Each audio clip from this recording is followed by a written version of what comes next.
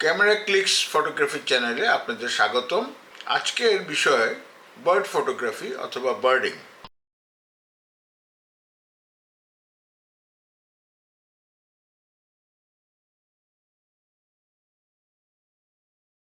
Bird ফটোগ্রাফির ব্যাপারে আমি কিছু নন টেকনিক্যাল কথা আগেই শেষ করে নেই। নন টেকনিক্যাল বিষয়গুলোর মধ্যে প্রথমে যেটা আসবে যে বার্ড ফটোগ্রাফি করতে গেলে আপনাকে পাখির আস্তানা জানতে হবে, কোথায় পাখি পাওয়া যায়, কোথায় আপনি বিভিন্ন ধরনের পাখি পাবেন। তো স্বাভাবিকভাবেই সেটা হচ্ছে যে বন জঙ্গল যেখানে সেখানে পাখি বেশি থাকবে। বার্ড ফটোগ্রাফি করতে গেলে পাখির আস্তানা সম্বন্ধে আপনার একটা ধারণা থাকতে হবে যে কোথায় গেলে আপনি নতুন নতুন ধরনের পাখি পাবেন। আরেকটা নন টেকনিক্যাল ইস্যু হচ্ছে বার্ড ফটোগ্রাফি করার জন্য অসম্ভব ধৈর্যের প্রয়োজন।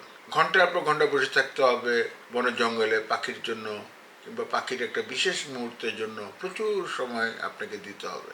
তৃতীয় নন টেকনিক্যাল ইস্যু হচ্ছে যে পাখি যেন আপনাকে দেখে ভয় পেয়ে উড়ে না যায়। আপনাকে খুব ধীর স্থিরভাবে শব্দবিহীনভাবে আপনাকে পাখির কাছে অ্যাপ্রোচ করতে হবে। আপনি দূরে থেকে তুলুন না যেখান থেকে তুলুন, পাখি যেন টের না পায় যে তার পিছনে ফটোগ্রাফার লেগে আছে। এখন কিছু টেকনিক্যাল বিষয় আসি। বার্ড ফটোগ্রাফির number one item zoom lens অথবা ultra zoom lens. Zoom lens, ultra zoom lens ছাড়া বার্ড ফটোগ্রাফি করা অসম্ভব। দ্বিতীয়ত, আপনার ক্যামেরাটা হতে হবে খুবই স্টেবল। আপনি যদি ফ্রি হ্যান্ডে তুলেন তাহলে আপনাকে খুব শক্তভাবে ক্যামেরা ধরে উইথাউট শেকিং আপনাকে ছবি তুলতে হবে। তবে সবচেয়ে প্রেফারেবল হচ্ছে ট্রাইপডের উপরে ক্যামেরা ফিক্স করে নেওয়া। কোনো একটা বিশেষ পয়েন্টে আপনি বসলেন, কিংবা মাটিতে বসে অথবা যেখানেই বসুন না কেন, ট্রাইপডের উপরে ফিক্স করে ক্যামেরাটা রেখে ফটোগ্রাফি করাটাই সবচেয়ে উত্তম। তৃতীয়ত, শাটার স্পিড। বার্ড ফটোগ্রাফিতে খুবই হাই শাটার স্পিড ইউজ করতে হবে, না হলে আপনি ব্লারি মুভমেন্ট আপনি ছবিতে পাবেন। সুতরাং হাই শাটার স্পিডে ছবি তোলা এবং প্রচুর রোদের মধ্যে প্রচুর আলোর ভিতরে ছবি তুলতে হবে, নাহলে বার্ড ফটোগ্রাফি আপনি খুব ভালো উঠাতে পারবেন না বার্ড।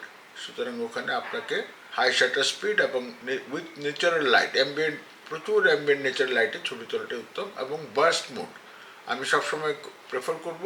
বার্স্ট মোডে তোলার কারণ হচ্ছে যে পাখির কোন মুভমেন্টটাকে আপনি রাখতে চান আপনি সেখান থেকে সিলেক্ট করে নিতে পারবেন, কারণ এটা খুবই ফাস্ট মুভিং সাবজেক্ট। পাখি যখন উড়ে যায় কিংবা কোথাও বসে থাকলেও যখন ডানা নাড়ায়, ঠোঁট নাড়ায়, এদের মুভমেন্ট খুব ফাস্ট থাকে। সুতরাং হাই শাটার স্পিড এবং বার্স্ট মোডে ছবি তোলাটাই সবচেয়ে উত্তম।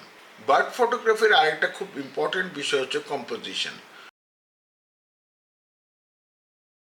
আপনি যদি দেখেন যে পাখিটা এক জায়গায় স্থির হয়ে বসে আছে কোনো ডালে, তাহলে আপনি কিছুটা কম্পোজিশন করার সুযোগ পাবেন, অ্যাঙ্গেল ঠিক করার সুযোগ পাবেন। কিন্তু যদি উড়ন্ত পাখি হয় তখন আর সে সুযোগটা থাকে না। আপনাকে বড় ফ্রেমের ভিতরে রেখে পরে হয়তো ক্রপ করে নিতে হতে পারে। কিন্তু যদি স্থির এক জায়গায় বসে থাকে তখন আপনি অ্যাঙ্গেল এবং কম্পোজিশনটা কিছুটা হলেও আপনি ঠিক করে নিতে পারেন ডিউরিং বার্ড ফটোগ্রাফি।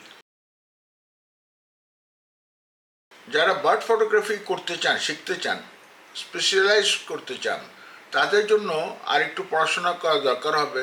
কারণ বার্ড বিভিন্ন ধরনের পাখির বিভিন্ন ধরনের আচরণ হয়ে থাকে। যেমন কাঠঠোকরা পাখি গাছের ডালে বসে মাছরাঙা পাখি মাছের জন্য ওয়েট করে, হঠাৎ একটা মোমেন্টে সে মাছের দিকে ছোবল মারে। ইগল যেমন শিকারের সময় একটা শিকারের দিকে ছুটে আসে। সুতরাং কোন পাখি কী ধরনের তার স্বভাব চরিত্র, এটার সম্বন্ধে কিছুটা ধারণা থাকলে তখন আপনি আস্তে আস্তে বার্ড ফটোগ্রাফিতে স্পেশালাইজেশন এবং এক্সপার্ট হতে পারবেন। এর জন্য আমার মনে হয় কিছু পড়াশোনা করা দরকার, প্রচুর ভিডিও দেখা দরকার ইউটিউবে। যারা বার্ড ফটোগ্রাফি করে তাদের কিছুটা ফলো করলেন, তারা কীভাবে করে তাদের টিপসগুলো শুনলেন। সুতরাং বার্ড ফটোগ্রাফিতে যদি আপনার ইন্টারেস্ট থাকে তাহলে আপনাকে আমার এই টিপসের বাইরে যেয়েও আপনাকে প্রচুর পড়াশোনা করতে হবে, কারণ এটা খুবই একটা সেন্সিটিভ এবং খুবই একটা ডিফিকাল্ট ফটোগ্রাফি আমি বলবো। তার সঙ্গে তো ইকুইপমেন্ট আছেই, যেটা লেন্সগুলোর, বার্ড ফটোগ্রাফির লেন্স অনেক দাম, জুম লেন্সগুলোর প্রচণ্ড দাম। সুতরাং ওইসব ব্যাপারে আপনাকে খেয়াল রেখেই বার্ড ফটোগ্রাফিতে স্পেশালাইজেশন করতে হবে। আমার এই চ্যানেলটি যদি আপনাদের পছন্দ হয়ে থাকে সাবস্ক্রাইব করুন, বেল আইকন প্রেস করুন। যদি ভালো লেগে থাকে ভিডিওটি লাইক এবং শেয়ার করুন। ভিডিওটি শেষ পর্যন্ত দেখার জন্য আপনাদের ধন্যবাদ।